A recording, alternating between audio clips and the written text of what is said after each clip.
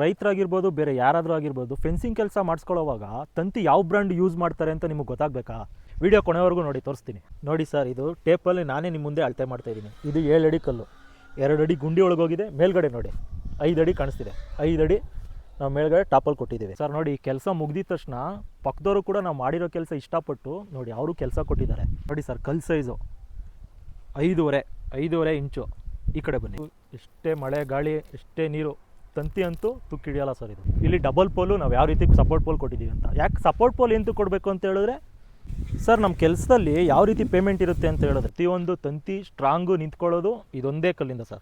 ಗುಂಡಿಗಳನ್ನ ಆರೆ ಕೋಲಲ್ಲೇ ತೆಗ್ಸಿರೋದು, ಮಿಷಿನಲ್ಲಿ ನಾವು ತೆಗ್ಸಿಲ್ಲ. ಏನಕ್ಕೆ ನಾವು ಮಿಷಿನಲ್ಲಿ ತೆಗ್ಸಲ್ಲ ಅಂತ ಹೇಳಿದ್ರೆ ಟ್ರಾನ್ಸ್ಪೋರ್ಟೇಷನ್ ನೋಡ್ಕೊಂಡು ಒಂದೊಂದು ಪ್ರೈಸ್ ಹೇಳ್ತಾರೆ. ಆದರೆ ನಾವು ಅಷ್ಟೇ, ನನ್ನ ಹೆಸರು ಯಶವಂತ್ ಅಂತ. ನಾವು ಇವತ್ತು ವರ್ತೂರಲ್ಲಿ ಕೆಲಸ ಮಾಡಿದ್ದೀವಿ. ಸರಿಸುಮಾರು 1 ಎಕರೆ ಕೆಲಸ ಮಾಡಿದ್ದೀವಿ. ಈ ಕೆಲಸ ಕಂಪ್ಲೀಟ್ ಆಗಿ ಪಕ್ಕದ ಜಮೀನವರು ಒಪ್ಕೊಂಡು ಕೂಡ ಅವರು 1.5 ಎಕರೆ ಕೆಲಸ ಕೊಟ್ಟಿದ್ದಾರೆ. ನೋಡಿ, ನೀವು ಆಲ್ರೆಡಿ ನೋಡ್ತಾ ಇರ್ಬೋದು, ಕಂಬ ಎಲ್ಲ ಹಾಕಿದ್ದೀವಿ. ನಮ್ಮ ಲೇಬರ್ ಅವರು ವರ್ಕು ಕೂಡ ಮಾಡ್ತಾ ಇದ್ದಾರೆ. ತೋರಿಸ್ತೀನಿ ಯಾವ ರೀತಿ ವರ್ಕ್ ಮಾಡಿದ್ದೀವಿ ಅಂತೇಳಿ. ಇದು 7 ಅಡಿ ಕಂಬ ನಾವು ಇಲ್ಲಿ ಯೂಸ್ ಮಾಡಿದ್ದೀವಿ. 2 ಅಡಿ ಡೆಪ್ತ್ ಹೋಗಿದೆ, ಮೇಲ್ಗಡೆ 5 ಅಡಿ ನಿಂತ್ಕೊಂಡಿದೆ. ನೋಡಿ ಸರ್, ಇದು ಟೇಪಲ್ಲಿ ನಾನೇ ನಿಮ್ಮ ಮುಂದೆ ಅಳತೆ ಮಾಡ್ತಾ ಇದ್ದೀನಿ. ಇದು 7 ಅಡಿ ಕಲ್ಲು, 2 ಅಡಿ ಗುಂಡಿ ಒಳಗೋಗಿದೆ. ಮೇಲ್ಗಡೆ ನೋಡಿ 5 ಅಡಿ ಕಾಣಿಸ್ತಿದೆ. 5 ಅಡಿ ನಾವು ಮೇಲ್ಗಡೆ ಟಾಪಲ್ಲಿ ಕೊಟ್ಟಿದ್ದೀವಿ. ನಾವು 1.25 ಅಡಿ 1 ಅಡಿ ಎಲ್ಲ ನಾವು ಹೊಡೆಯಲ್ಲ, 2 ಅಡಿ ಪಕ್ಕ ಹೊಡಿತೀವಿ. ಯಾಕಂದರೆ ಕಲ್ಲು ತುಂಬ ಸ್ಟ್ರಾಂಗಾಗಿ ನಿಂತ್ಕೊಳ್ಳುತ್ತೆ. ಆದ್ದರಿಂದ ನಾವು 2 ಅಡಿ ಗುಂಡಿ ತೋಡ್ತೀವಿ, ಮೇಲ್ಗಡೆ ಬಂದು 5 ಅಡಿ ನಿಂತ್ಕೊಳ್ಳುತ್ತೆ. ನೋಡಿ ಸರ್, ಕಲ್ಲು ಸೈಜು 5.5 ಇಂಚು. ಈ ಕಡೆ ಬನ್ನಿ. ಇಲ್ಲಿ ನೋಡಿ 5.5ಗೆ 4 ಪಕ್ಕಾ ಸೈಜ್ ಇರುತ್ತೆ ಸರ್. ನಾವು ಏನು ಹೇಳ್ತೀವಿ 5.5 ಇಂಚು 4 ಇಂಚು ಅಂತ ಪಕ್ಕಾ ಇರುತ್ತೆ ಕಲ್ಲು. ಅದಕ್ಕೆ ನಾವು 6 ಲೈನ್ ತಂತಿ ಹಾಕ್ಕೊಟ್ಟಿದ್ದೀವಿ.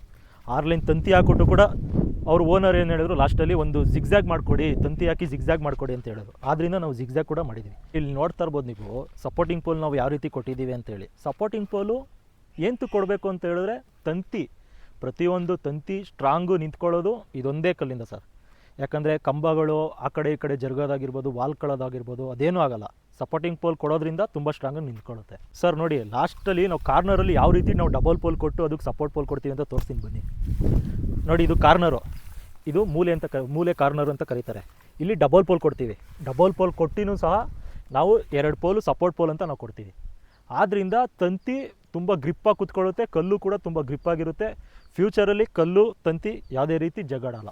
ಕಾರ್ನರ್ ಇಲ್ಲೂ ಡಬಲ್ ಪೋಲ್ ಕೊಟ್ಟಿದ್ದೀವಿ, ಆ ಕಾರ್ನರು ಅಲ್ಲೂ ಕೊಟ್ಟಿದ್ದೀವಿ, ಆ ಕಾರ್ನರು ಅಲ್ಲೂ ಕೊಟ್ಟಿದ್ದೀವಿ, ಆ ಕಡೆನೂ ಕೊಟ್ಟಿದ್ದೀವಿ. ಟೋಟಲು 4 ಕಾರ್ನರ್ಗೂ ಡಬಲ್ ಪೋಲ್ ಕೊಟ್ಟು ಅದಕ್ಕೆ ಸಪೋರ್ಟಿಂಗ್ ಪೋಲ್ ಕೊಟ್ಟಿದ್ದೀವಿ ಸರ್. ಓನರು ಏನಂದ್ರು, ಗೇಟ್ಗೆ ಜಾಗ ಬಿಟ್ಕೊಡಿ ಅಂತ ಹೇಳಿದ್ರು. ಆದ್ದರಿಂದ ನಾವು ಗೇಟ್ಗೆ ಜಾಗ ಬಿಟ್ಟಿದ್ದೀವಿ. ಗೇಟ್ಗೆ ಜಾಗ ಬಿಟ್ಟಿನೂ ಸಹ ನಾವೇನು ಮಾಡಿದ್ದೀವಿ ನೋಡಿ, ನೀವು ಈ ಕಡೆ ಕಾರ್ನರಲ್ಲೂ ಕೂಡ ಆ ಕಡೆ ಕಾರ್ನರಲ್ಲೂ ನಾವು ಡಬಲ್ ಪೋಲ್ನ ನಾವು ಯೂಸ್ ಮಾಡಿದ್ದೀವಿ. ಡಬಲ್ ಪೋಲ್ ಯೂಸ್ ಮಾಡೋದ್ರಿಂದ ಏನಾಗುತ್ತೆ, ಕಾರ್ನರ್ ಕಲ್ಲುಗಳು ತುಂಬ ಸ್ಟ್ರಾಂಗಾಗಿ ನಿಂತ್ಕೊಳ್ಳುತ್ತೆ. ಅವರು ಗೇಟ್ ಹಾಕ್ಸ್ಕೊಳ್ಳೋವಾಗೂ ಕೂಡ ಇಲ್ಲಿ ವೆಲ್ಡಿಂಗ್ ಮಾಡಿ ಏನಾದರೂ ಗೇಟ್ ಹಾಕ್ಸ್ಕೊಬೋದು ಸರ್. ಇದು ಪಕ್ಕದ ಜಮೀನವ್ರದ್ದು ಕಂಬ ಎಂತ ಕಲ್ಲಾಡಿಸ್ತಾ ಇದ್ದೀನಿ ಅಂತ ಹೇಳಿದ್ರೆ, ಇವಾಗಿನ್ನ ಕಂಬ ಹಾಕಿದ್ದೀವಿ, ಆಮೇಲೆ ಟೈಟ್ ಮಾಡ್ತೀವಿ ಸರ್. ಸರ್, ಇದು ಗುಂಡಿಗಳನ್ನ ಆರೆ ಕೋಲಲ್ಲೇ ತೆಗ್ಸಿರೋದು, ಮಿಷಿನಲ್ಲಿ ನಾವು ತೆಗ್ಸಿಲ್ಲ. ಏನಕ್ಕೆ ನಾವು ಮಿಷಿನಲ್ಲಿ ತೆಗ್ಸಲ್ಲ ಅಂತ ಹೇಳಿದ್ರೆ, ಮಿಷಿನಲ್ಲಿ ತೆಗ್ಸೋದ್ರಿಂದ ಗುಂಡಿ ಜಾಸ್ತಿ ಬಂದುಬಿಡುತ್ತೆ. ಆವಾಗ ಏನಾಗುತ್ತೆ, ಕಂಬಗಳು ಅಲ್ಲಾಡ್ಬಿಡುತ್ತೆ. ಆರೆ ಕೋಲಲ್ಲಿ ತೆಗ್ಸೋದ್ರಿಂದ ಕಂಬ ಏನು ಸೈಜ್ ಇದೆಯೋ ಅದೇ ಸೈಜ್ಗೆ ಆರೆ ಕೋಲಲ್ಲಿ ಗುಂಡಿ ತೆಗಿತಾರೆ, ಅದೇ ಸೈಜ್ಗೆ ಕಂಬ ಕೂರಿಸ್ತಾರೆ, ಟೈಟ್ ಮಾಡ್ತಾರೆ. ಆದ್ದರಿಂದ ಕಂಬಗಳು ತುಂಬ ಸ್ಟ್ರಾಂಗಾಗಿ ನಿಂತ್ಕೊಳ್ಳುತ್ತೆ. ಆಮೇಲೆ ಇನ್ನೂ ಒಂದು, ಮಂಡ್ಯ ಮೈಸೂರು ಕಡೆ ಒಂದು ಪ್ರೈಸು, ಹೊಸಕೋಟೆ ಕೋಲಾರ ಕಡೆ ಹೋದರೆ ಒಂದು ಪ್ರೈಸು, ಈ ಕಡೆ ತುಮಕೂರು ಚಿತ್ರದುರ್ಗ ಹಾವೇರಿ ಬಿಜಾಪುರ ಕಡೆ ಹೋದರೆ ಒಂದು ಪ್ರೈಸು. ಟ್ರಾನ್ಸ್ಪೋರ್ಟೇಷನ್ ನೋಡಿಕೊಂಡು ಒಂದೊಂದು ಪ್ರೈಸ್ ಹೇಳ್ತಾರೆ. ಆದರೆ ನಾವು ಆ ರೀತಿ ಮಾಡಲ್ಲ. ಯಾವುದೇ ಜಿಲ್ಲೆಗೆ ಹೋದರೂ ಕೂಡ ಒಂದೇ ಪ್ರೈಸ್ ಮಾಡ್ತೀವಿ ನಾವು ಸರ್. ಫೆನ್ಸಿಂಗಲ್ಲೇ 4 ರೀತಿ ಫೆನ್ಸಿಂಗ್ ಮಾಡಿಸ್ತಾರೆ.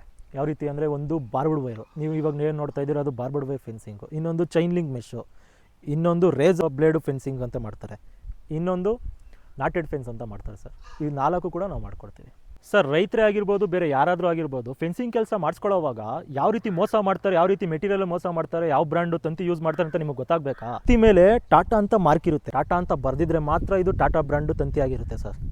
ಸರ್, ನಾವು ಟಾಟಾ ಬ್ರ್ಯಾಂಡು ನಾವು ಏನಕ್ಕೆ ನಾವು ಟಾಟಾ ಬ್ರ್ಯಾಂಡೇ ನಾವು ಯೂಸ್ ಮಾಡ್ತೀವಿ ಅಂತ ಹೇಳಿದ್ರೆ, ಇದು ಜಿಂಕ್ ಕೋಟೆಡ್ ಆಗಿರುತ್ತೆ. ಜಿಂಕ್ ಕೋಟೆಡ್ ಆಗಿರೋದ್ರಿಂದ ಸರ್, ಎಷ್ಟೇ ಮಳೆ ಬಂದರೂ ಎಷ್ಟೇ ನೀರು ಸೋಕಿದ್ರೂ ತುಕ್ಕಿಡಿಯಲ್ಲ. 25 ಇಯರ್ಸು ವಾರಂಟಿ ಇರುತ್ತೆ. ಏನಾದ್ರು ತುಕ್ಕಿಡಿತು, ಏನಾರು ಆಯಿತು ಅಂತ ಹೇಳಿದ್ರೆ ಪೀಸ್ ಟು ಪೀಸ್ ಎಕ್ಸ್ಚೇಂಜ್ ಮಾಡ್ಕೊಡ್ತೀವಿ ತಂತಿನ. ಇನ್ನೊಂದು ಏನು ಗೊತ್ತಾ, ಇವಾಗ ಎಲ್ಲೋ ಒಂದು ಕಡೆ ಕುತ್ಕೊಂಡು ಮೆಟೀರಿಯಲ್ನ ಕಳಿಸಿ, ಲೇಬರ್ಗಳನ್ನ ಕಳಿಸಿ, ಕೆಲಸ ಮಾಡಿಸಿ, ಲಾಸ್ಟಲ್ಲಿ ಬಂದು ಸೆಟ್ಲ್ಮೆಂಟ್ ಕೇಳ್ತಾರೆ. ಸೆಟ್ಲ್ಮೆಂಟ್ಗೆ ದಿನ ಬಂದುಬಿಟ್ಟು ಸೆಟ್ಲ್ಮೆಂಟ್ ಈಸ್ಕೊಂಡು ಹೋಗ್ಬಿಡ್ತಾರೆ. ಆದರೆ ನಾವು ಆ ರೀತಿ ಮಾಡಲ್ಲ. ಕೆಲಸ ಸ್ಟಾರ್ಟಿಂಗಿಂದ ಎಂಡಿಂಗ್ವರೆಗೂ ಅಲ್ಲೇ ಇದ್ದು ಅಲ್ಲೇ ಕೆಲಸ ಮಾಡಿಸಿ, ಲಾಸ್ಟಲ್ಲಿ ಏನಿದೆ ಸೆಟ್ಲ್ಮೆಂಟ್ ಅದನ್ನು ಈಸ್ಕೊಂಡು ನಾವು ಬರ್ತೀವಿ. ನಾವು ಕಾರಣಗಳು ಹೇಳಲ್ಲ, ಮೆಟೀರಿಯಲ್ ಬರ್ತಿಲ್ಲ, ಮೆಶ್ ಬರ್ತಿಲ್ಲ, ಕಲ್ಗಳು ಬರ್ತಿಲ್ಲ ಅಂತ ನಾವು ಕಾರಣಗಳು ಹೇಳಿಲ್ಲ. ನೀವು ಏನು ಟೈಮಿಂಗ್ಸ್ ಕೊಡ್ತೀರೋ ಆ ಟೈಮಿಂಗ್ಸಲ್ಲಿ ನಾವು ಕೆಲಸ ಪಕ್ಕ ನಾವು ಮಾಡ್ಕೊಡ್ತೀವಿ. ಯಾಕಂದರೆ ಏನಾದ್ರು ಮಿಸ್ ಆಯಿತು ಅಂತ ಹೇಳಿದ್ರೆ ಇವಾಗ ಓನರ್ಗಳು ಕೂಡ ಅವ್ರವ್ರದ್ದು ಏನೇನೋ ಬೇರೆ ಬೇರೆ ಕೆಲಸಗಳಿರ್ತವೆ, ಅವಾಗೂ ಕೂಡ ಟೈಮ್ ಅಡ್ಜಸ್ಟ್ ಆಗಲ್ಲ. ಆದ್ದರಿಂದ ನಾವು ಏನು ಟೈಮಿಂಗ್ಸಲ್ಲಿ ಕೆಲಸ ಕೊಡ್ತೀರೋ ಆ ಟೈಮಿಂಗ್ಸಲ್ಲಿ ನಾವು ವರ್ಕ್ನ ಕಂಪ್ಲೀಟ್ ಮಾಡ್ಕೊಡ್ತೀವಿ ಸರ್. ಸರ್ ನಮ್ಮ ಕೆಲಸದಲ್ಲಿ ಯಾವ ರೀತಿ ಪೇಮೆಂಟ್ ಇರುತ್ತೆ ಅಂತ ಹೇಳಿದ್ರೆ, ಕಲ್ಲು ಬಂದಾಗ ಕಲ್ಲು ಪೇಮೆಂಟ್ ಇರುತ್ತೆ, ಮೆಟೀರಿಯಲ್ ಬಂದಾಗ ಮೆಟೀರಿಯಲ್ ಪೇಮೆಂಟ್ ಇರುತ್ತೆ. ಲಾಸ್ಟಲ್ಲಿ ಕೆಲಸ ಎಲ್ಲ ಮುಗ್ದಾದ್ಮೇಲೆ ಕೌಂಟಿಂಗ್ ತೊಗೊಂಡು ಮಿಕ್ಕಿದ ಪೇಮೆಂಟ್ ಮಾಡ್ಕೊಡ್ಬೇಕಾಗುತ್ತೆ. ಕಾಂಟ್ಯಾಕ್ಟ್ ಮಾಡಬೇಕು ಅಂತ ಹೇಳಿದ್ರೆ ಡಿಸ್ಪ್ಲೇ ಮೇಲೆ ನಂಬರ್ ಕಾಣ್ತಿದ್ದಿಲ್ಲ, ಅದಕ್ಕೆ ಕಾಲ್ ಮಾಡಿ, ಕಾಲ್ ರಿಸೀವ್ ಮಾಡಿ ಮಾತಾಡ್ತೀವಿ. ನಿಮ್ಮದು ಲ್ಯಾಂಡ್ ಮೆಜರ್ಮೆಂಟು ಉದ್ದಾಗಲೇ ಎಷ್ಟು ಬರುತ್ತೆ ಅಂತ ಹೇಳಿದ್ರೆ ಸಾಕು. ಇಷ್ಟೇ ಕಲ್ಲು ಬೇಕಾಗುತ್ತೆ, ಇಷ್ಟೇ ಬಜೆಟ್ ಆಗುತ್ತೆ ಅಂತ 95% ನಾವು ಹೇಳ್ಬಿಡ್ತೀವಿ. ಅಥವಾ ನಿಮಗೆ ಉದ್ದಾಗಲೇ ಗೊತ್ತಿಲ್ಲ ಅಂತ ಹೇಳಿದ್ರೆ ಸರ್ವೆ ಮಾಡಿಸಿರ್ತೀರಲ್ಲ, ಅದ್ರ ಸ್ಕೆಚ್ ಕಾಪಿ ನಮಗೆ ಕಳಿಸ್ಕೊಡಿ, ನಾವು ಇಷ್ಟೇ ಆಗುತ್ತೆ ಅಂತ 95% ನಾವು ಹೇಳ್ಬಿಡ್ತೀವಿ ಸರ್.